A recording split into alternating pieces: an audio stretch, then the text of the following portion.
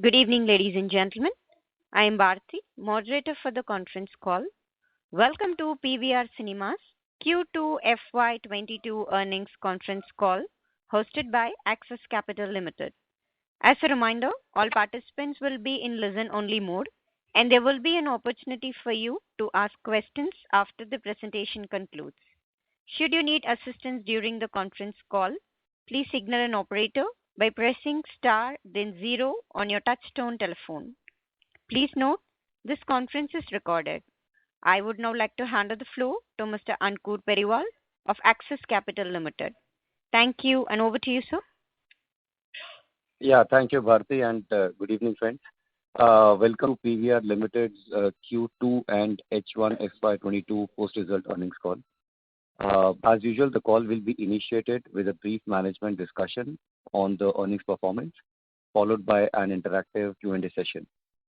Management team will be represented by Mr. Ajay Bijli, Chairman and Managing Director, Mr. Sanjeev Kumar, Joint Managing Director, Mr. Gautam Datta, CEO PVR, Mr. Kamal Gyanchandani, Chief of Business Planning and Strategy and CEO PVR Pictures, and Mr. Nitin Sood, CFO PVR Limited.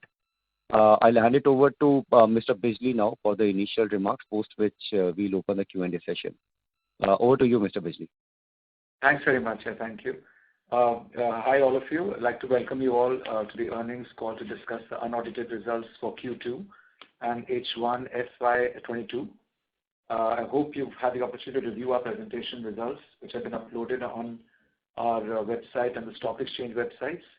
Happy to state that we are now permitted to operate all our screens across all states and UTs in India and Sri Lanka, including Kerala, where the operations will start October 25th onwards.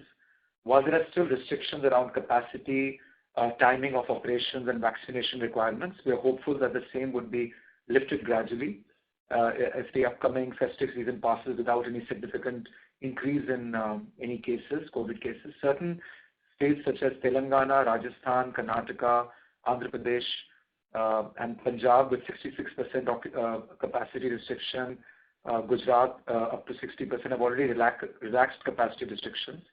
The rapid pace of vaccination, you all know we reached the 100 crore mark yesterday, in the country makes us extremely bullish on the prospect of our business going forward. I'd like to also extend my gratitude to the doctors, nurses, hospital staff, frontline workers, and the Government of India who've been working tirelessly for the last 18 months in managing the crisis. We've always maintained that theatrical exhibition business is an integral part of the film industry for audiences as well as the content creators. The keenness of audiences to come back to the theaters can be ascertained from the phenomenal performance of the regional movies which have recently been released, maybe Punjabi, Telugu and Tamil. They've all done exceedingly well in the past couple of months. With Maharashtra opening from today and a strong pipeline of content that's already been announced, we're looking forward to a rapid pace of recovery in the business over the next few months.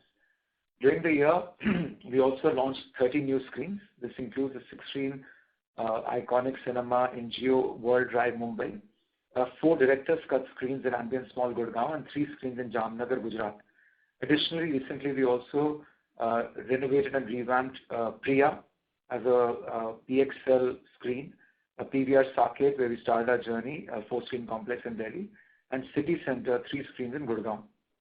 On the results, please note that the numbers we'll be sharing with you are after removing the impact of Ind AS 116 relating to lease accounting and are different from the reported numbers we submitted to the stock exchanges today.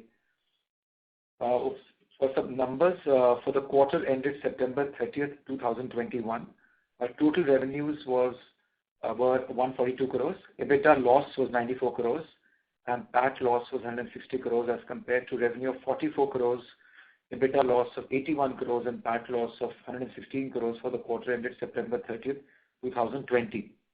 For the half year ended September 30th, 2021, total revenues are 213 crores, EBITDA loss was 203 crores, and PAT loss was 301 crores as compared to revenue of 56 crores, EBITDA loss of 197 crores, and PAT loss of 257 crores for the half year ended September 30th, 2020. During this challenging period, the company continued with its strategy of aggressively controlling costs and maintaining sufficient liquidity.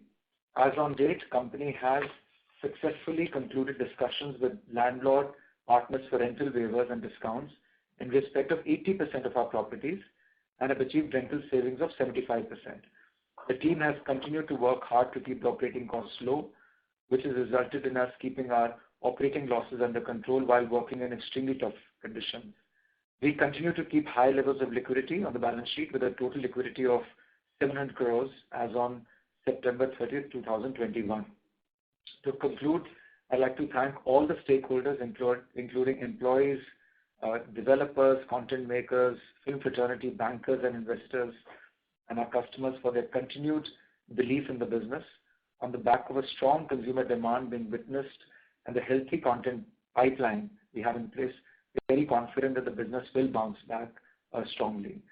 With these opening remarks, I open the platform for any Q&A. Thanks once again. Thank you, sir. Ladies and gentlemen, we will now begin the question and answer session. If you have a question, please press star and 1 on your telephone keypad and wait for your turn to ask the question.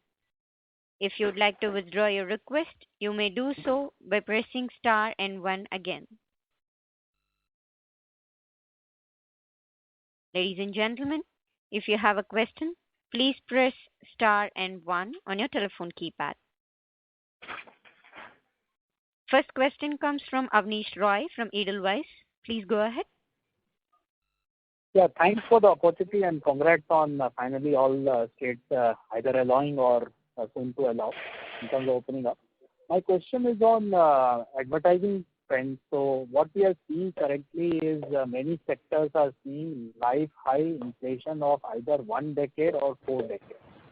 So are you worried that when your screens are going to open, unfortunately, advertisers are seeing their life high low margins in some sectors and many years low margins, and advertising is the first line item to get cut.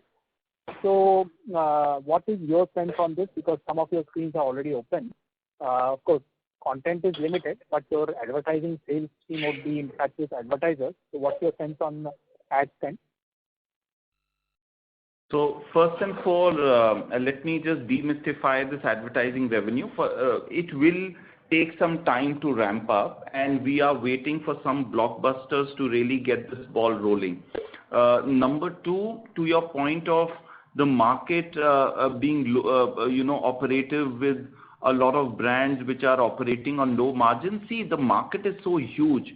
We deal with close to about 1,000-1,500 brands, and cinema as a media works with both retail, on-ground small retailers and big brands. So, if one brand so decides to kind of not use cinema as an advertising medium, the others do, because a lot of brands today are also looking for impact and be able to have a direct correlation with the consumer, which only a cinema can deliver.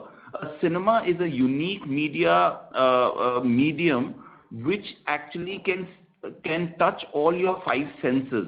There is no other media today in the country or in the world perhaps which actually has the ability to do so. So we are seeing a lot of traction from F&B. We are seeing a lot of traction from brands that need touch and feel and display, like electronic brands. So we are just not worried on that at all. In fact, the kind of response we are getting on advertising is fabulous. It's just that we are waiting for a couple of big blockbusters to sort of come in, and we have an established footfall data for our advertisers. I think we are on the path to recovery.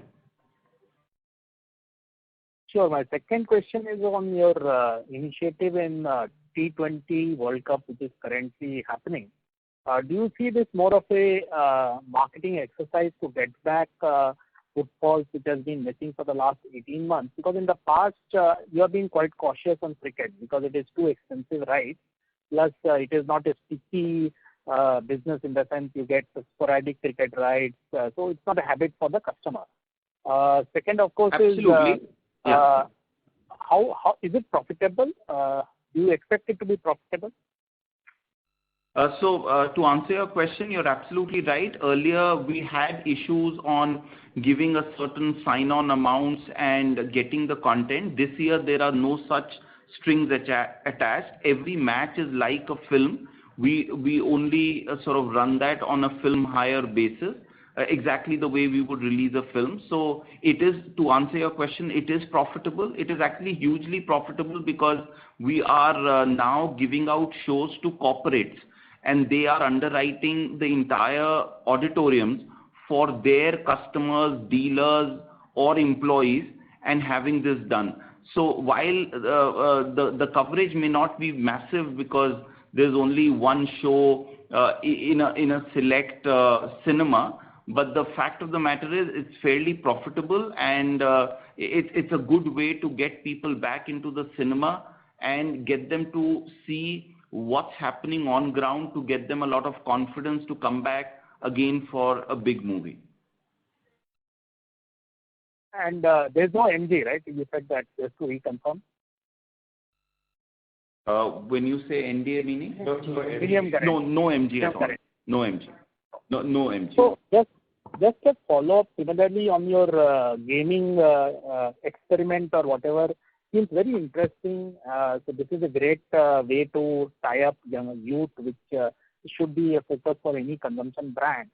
So two questions there. One, states where 100% occupancy has been allowed or even 50%, how is the footfalls for family? These are very early trends, I know, because content itself is limited. But are families coming given the kids do not have a vaccine still which is allowed? Still final stages. And second, on the gaming initiative which you are planning in the coming quarter, what is your long-term expectation from this?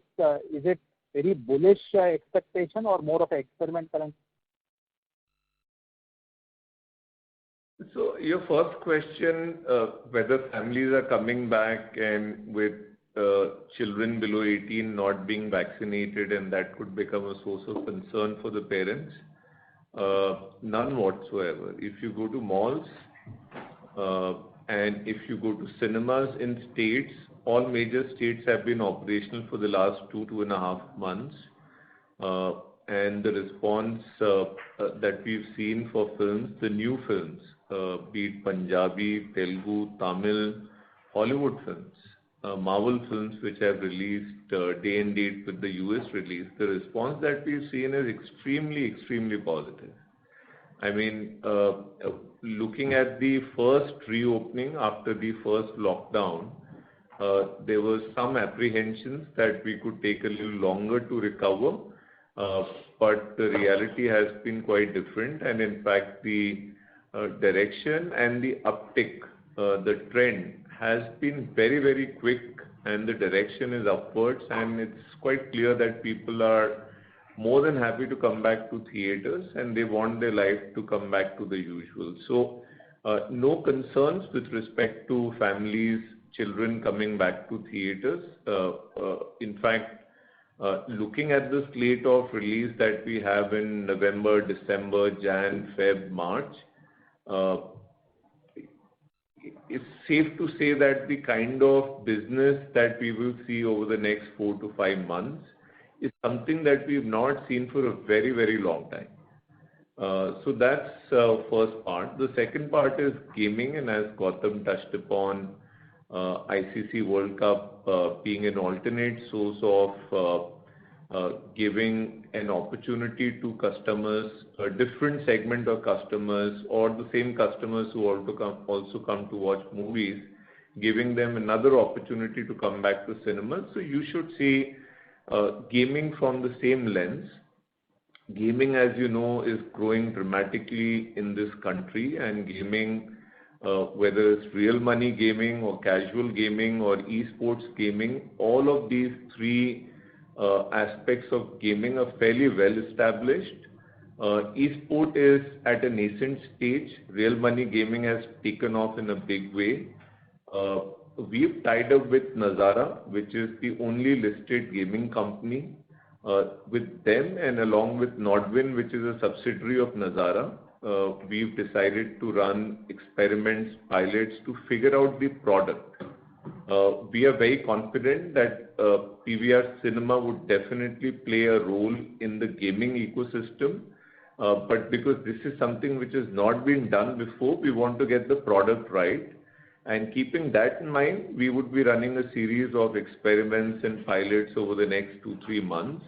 And post that, we want to bring esports into cinemas in a big way. I mean, we want to take esports to the grassroots level. And the direction that we've taken is to use cinemas, embed cinema as an infrastructure with the esports gaming ecosystem. We believe there is a huge potential and there is a big impressive marriage which is out there between gaming and cinema, which is absolutely right. The time is absolutely right. We think we've got an interesting proposition. Let's see how it unfolds and what sort of opportunity are we able to capitalize as we move forward. Last question, how is the global recovery in the multiplexes given the restrictions are either coming back in UK and Russia or they have already come back? So are you worried on UK, Russia, the new developments? And in others, if you could share what is the development in the last 3 months? You had shared earlier data, but now what's happening there? Well, US and all other developed markets, Europe, including UK and Russia, are doing exceedingly well. Bond has become a cultural phenomenon in UK, and not just in UK, and also the other major markets within Europe. US has opened recently, is tracking very well. Box office numbers are extremely impressive.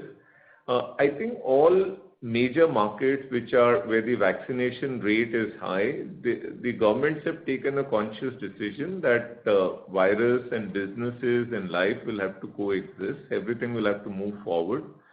Lockdown, we believe, looking at the trends in various markets, other geographies, lockdown is a thing of a past. I mean, governments are not putting any stringent restrictions on business.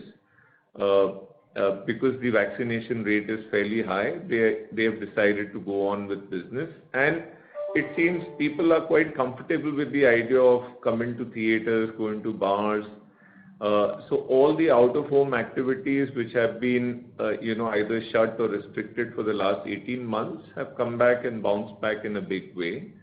We are very satisfied with what we are seeing in the overseas market, but to be honest, what we are seeing in India is a lot better than overseas market.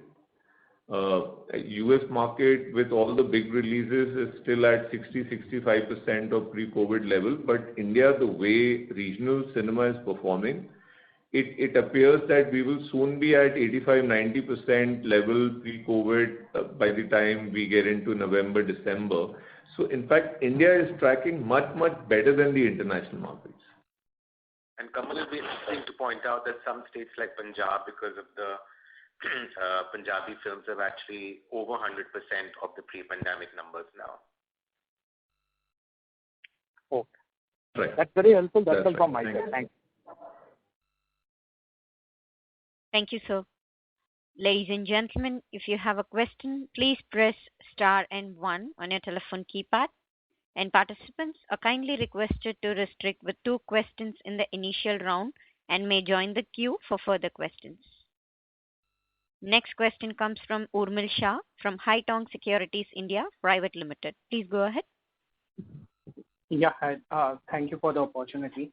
My first question was, given that there would be a bunching of movies, what would, you as a largest industry player, would be requesting the state governments to first increase the, number of or the timelines to getting more shows, or you would first want the, occupancy levels to be allowed to be increased?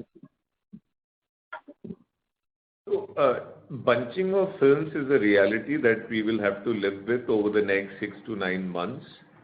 A lot of films have been lying ready for the last 18 months, and they want to be in theaters and, start with their life cycle of exploitation as early as possible. So, And also we are getting into the peak season time for film business, so it's only natural that there would be clashes and bunching of releases. But parallelly, we are in touch with all the state governments, and we are fairly confident that the state governments, basis the responses that we've got, would be relaxing these restrictions in quick time. Goes without saying, there would be external factors like COVID cases and the kind of hospitalization which is happening as a result of COVID cases. But fingers crossed, hopefully, with the rate of vaccination going up, we feel fairly confident that COVID cases and hospitalization would be taken care of by the government and the authorities. And we feel fairly confident that relaxation will happen in quick time. Sure. My next question was on the negotiation with our developer partners. You mentioned that the negotiations are done with almost 80% of our partners. So what have been the areas of waiver? I mean, higher proportion moving to revenue share. That's been the kind of waiver we've got for the rest of the year. If further details on that would be helpful. Yeah. So, our discussions and negotiations have been similar to what we had last time. Primarily, I think the focus has been to get rental discounts or, waiver of rent for the period the cinemas were shut during the second wave. I think that's one of the big achievements that we've largely achieved for most of our circuit. 20% of the circuit is left because Maharashtra and opening was announced only beginning of this month. So some of those discussions will get concluded in next couple of weeks. So most of the rental savings are in terms of, waiver of rentals for the period we are shut. We have got some discounts and some reliefs for the next 3 to 4 months post-opening. In terms of rentals that we will be required to pay. Part of those reliefs are in form of discounts on MGs and part of them are in form of revenue share. But most of these reliefs will only be there for next 3 to 4 months and they will gradually fade away as the business returns to normalcy. Sure. And just related to the cost, maybe in FY23, where there is a good chance that we can see normalization, would we still maintain that we can see savings of 10 to 12% on the cost ex of rental, for the company? No, on the rental side, there are no negotiations for next financial year. The rental cost, like I said, as the business bounces back, will come back to what they are contracted basis. So rentals will come back to what our contracted rentals was. We may end up saving because of the initiatives that the company has taken, at least 10% plus saving on a long-term sustainable basis on our people cost and other overhead costs. That is definitely possible and we should fall into place. Sure, I was actually looking at the ex-rental cost. Yeah, that clarifies. Thank you and all the best. Thank you, sir. Next question comes from Ari Kapoor from Investec India. Please go ahead. Yeah, hi, good evening. This is Harit here. So my first question was really on terms of trade with the producers. So I understand that probably for the first month or two, while films release, you will probably the terms of trade will be a bit more favorable, towards the producers as compared to historical levels. But if you could just give a flavor of, what your initial negotiations are suggesting regarding either share as well as theatrical windows. Do you expect a new normal to be created in either of them, or you get back to old levels, going forward? So just a question on the near term as well as on the medium term on this. So these film hire terms, the revenue share terms with the distributors are, it's a moving piece and it's a sensitive principle to principle discussion, but I would only stop at saying that there would not be a meaningful change in the film hire terms as we move forward. There could be small changes in the initial months, but that's about it. That's one. On the windows front, we moved to a window of 4 weeks for local films. Hollywood films have been maintaining a longer window in any case. But for local films, we've come down to 4 weeks. This is a temporary phase. This is a move which this decision has been taken to ensure that our content partners who suffered financial losses because of delay, they have an ability to recover their losses. So keeping the overall interest of film business, we've taken a temporary decision to reduce the window from 8 weeks to 4 weeks. That said, we are confident that this window will retreat to 8 weeks. We would not like to make any forward-looking statements, but all I would say is that the maximum these 4-week windows will continue is till the end of this financial year and not beyond that. Also, please appreciate that the 4-week window that we have in India is unique because in all other countries, all other developed markets, studios have taken a view during the pandemic, release films parallelly on streaming platform as well as theaters. So there was zero window in US market and many other developed entertainment markets. But in India, we managed to keep the window at 4 weeks, which is, as I said earlier, it's a temporary move and it will revert back to 8 weeks. But we would not like to put a firm time frame on this. Just a follow up on this is, wouldn't given that these are individual negotiations over the next 3 to 6 months, would it also not be possible that say some of the producers want of a big film or something slightly more mass scale would want say a larger window, and could that also be possible that you could see a mix of theatrical window move over the next 3 to 6 months? Or you think it would be blanket 4? 4 is a minimum window. You are absolutely right. A lot of mass, targeted films which have a broad potential as far as audiences are concerned, they would go for a longer window. So the minimum window is 4 weeks, but in all likelihood, the big films will maintain 6. In some cases, they will go up to 8 weeks, but the minimum that any producer would do is 4 weeks.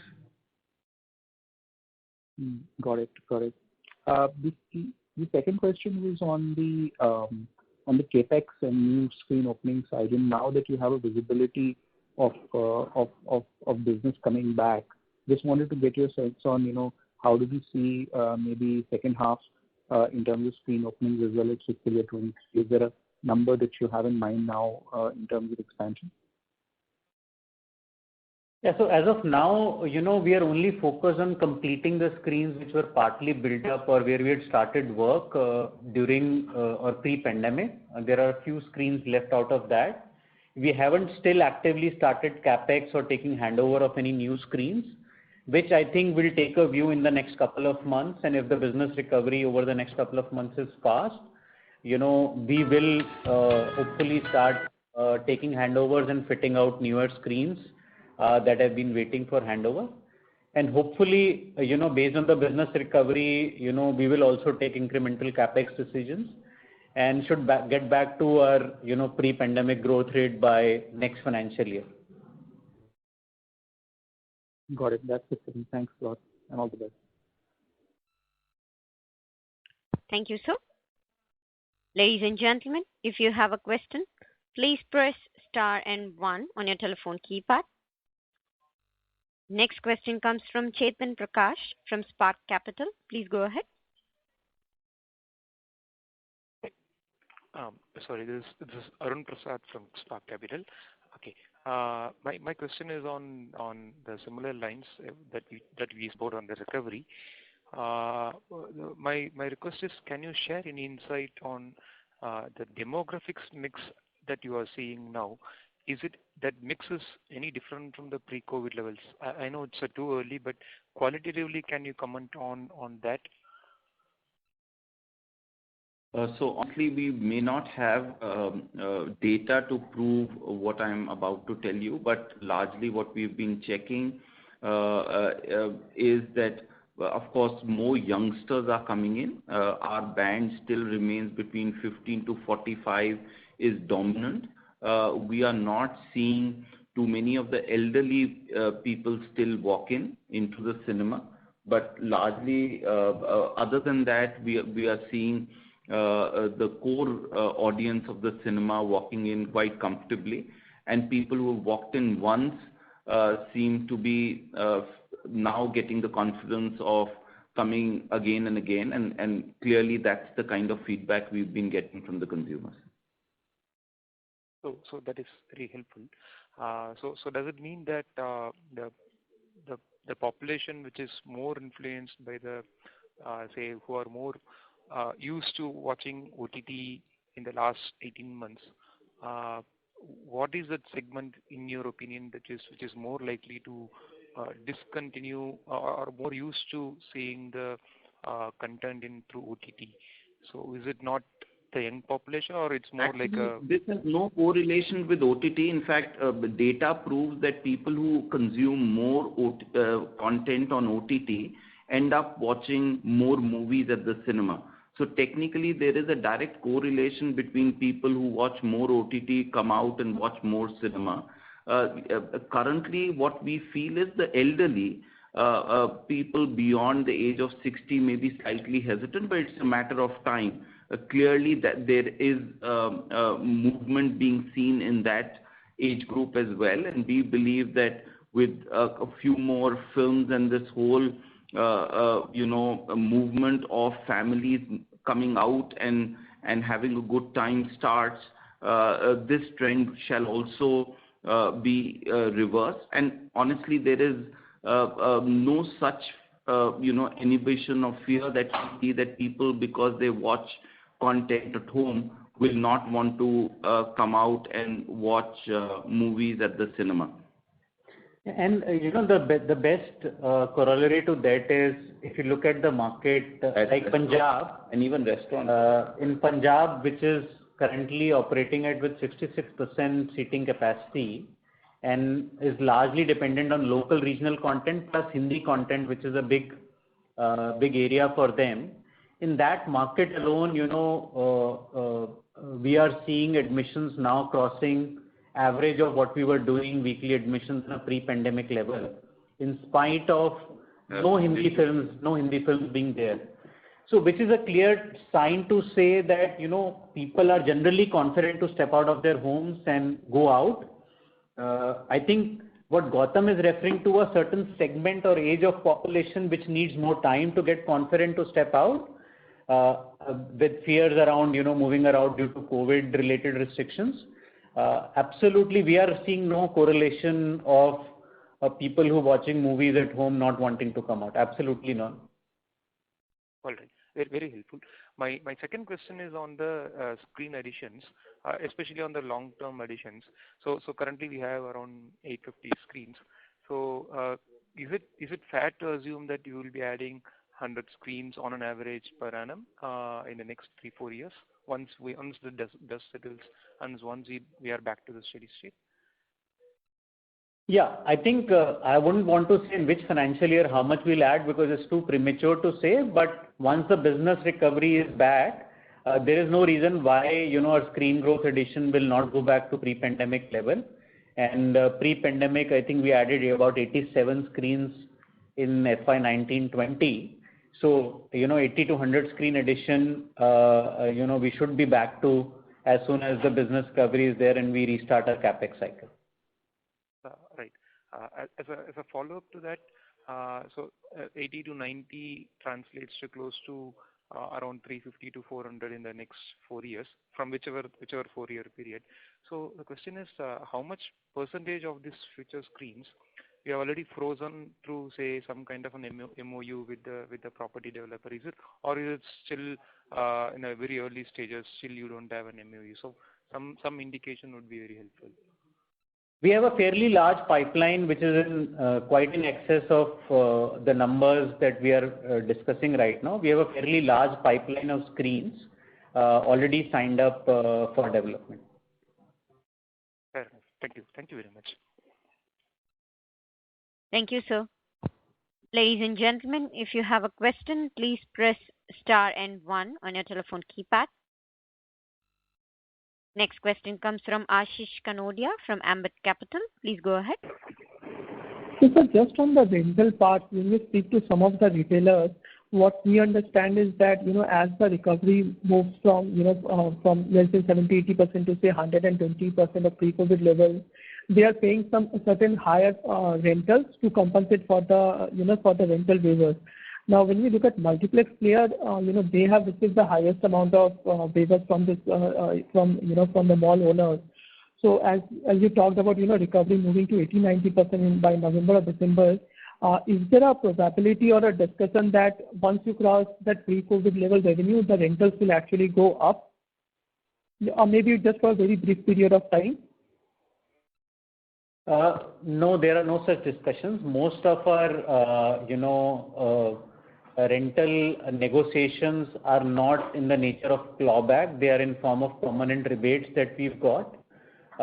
Some of these rebates, as I said, are only for the lockdown period. In some cases, rebates are for a few months extra. But once the business comes back to normal, the rentals will go back to what are the contracted rental over the next few months.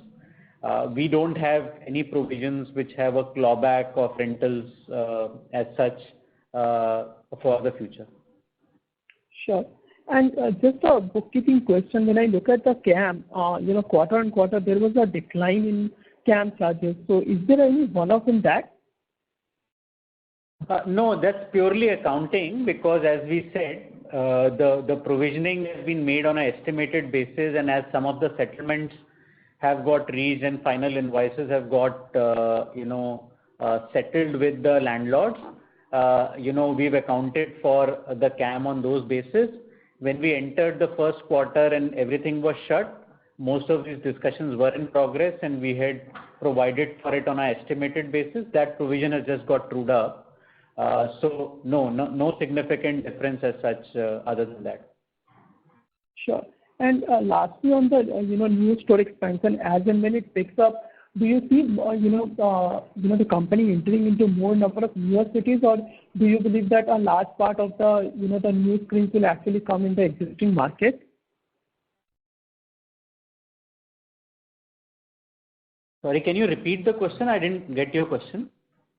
I was asking that once the screen opening of the capex picks up, the new screens will in the new cities, or a large part of it will be in the existing markets? So they will be a mix of both. We will continue to expand our presence in existing markets as well as add screens in newer cities and newer markets. So it will be a bunch of both. If you look at it in the 3 properties that we opened just now, we moved to a new city of Jamnagar where we did not have a presence, but we've added premium properties in 2 cities of Mumbai and Gurgaon where we had existing screen portfolio. So it will be a mix of both. Sure. That's all from my side. Thank you. Thank you, sir. Ladies and gentlemen, if you have a question, please press star and 1 on your telephone keypad. Next question comes from Jinesh Joshi from Prabhudas Lilladher Private Limited. Please go ahead. Thanks for the opportunity. Sir, I have a question on this Nazara tie-up. What kind of arrangement do we have with them? Is it a fixed fee contract, or will it operate on a film hire basis as we do for our movie business? And secondly, what was the response to the pilot that we ran some time back, especially in cities like Indore and Gurgaon? What were the occupancy levels, if you can just share some insight on that?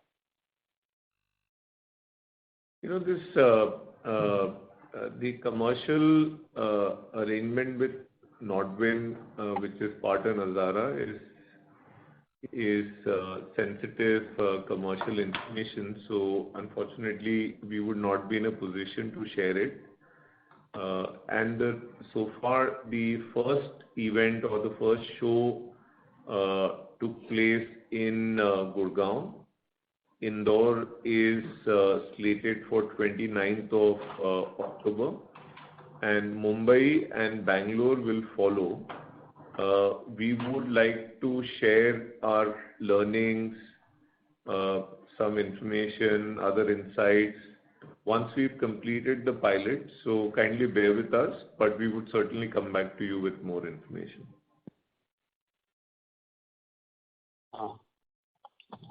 Sure, sir. Another question is on the SPH. If I look at our SPH in this quarter, it is at about 128, and pre-COVID this figure was anywhere between 95 to 100. So is there anything worthwhile which you would want to highlight? The SPH went up significantly. One, of course, there's been a lot of effort at the ground level to increase the strike rate. A lesser number of people walking in.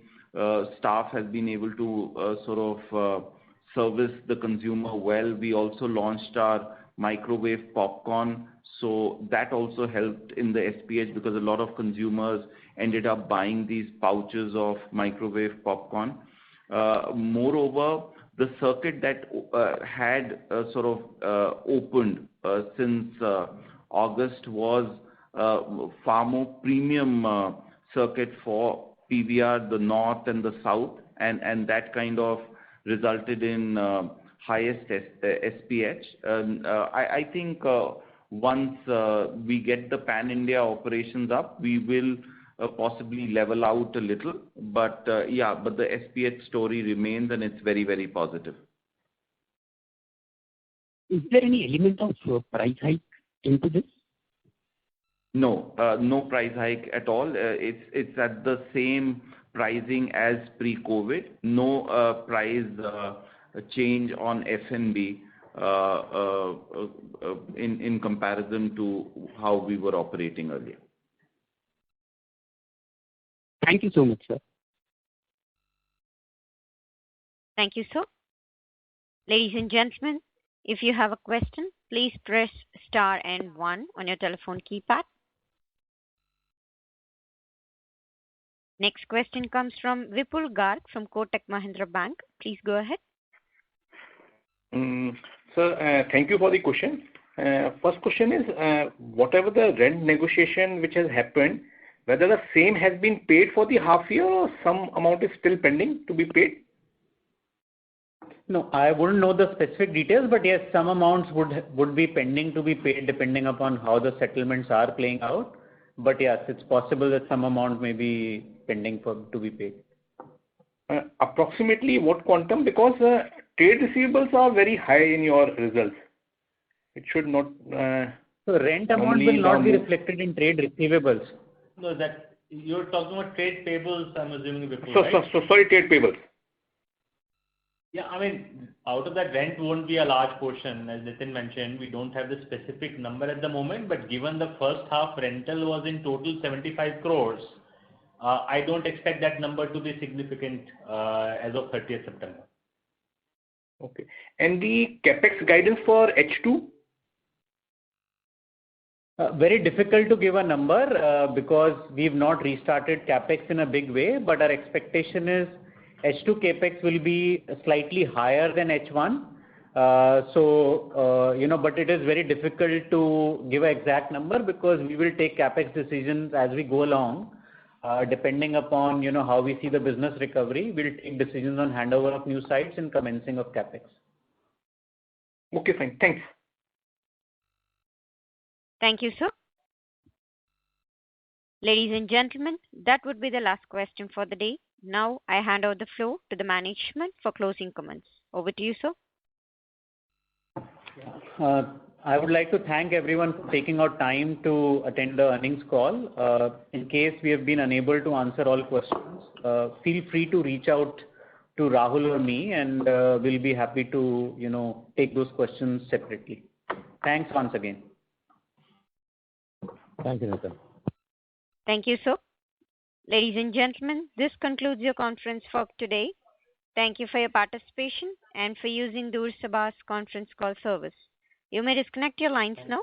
Thank you and have a pleasant evening.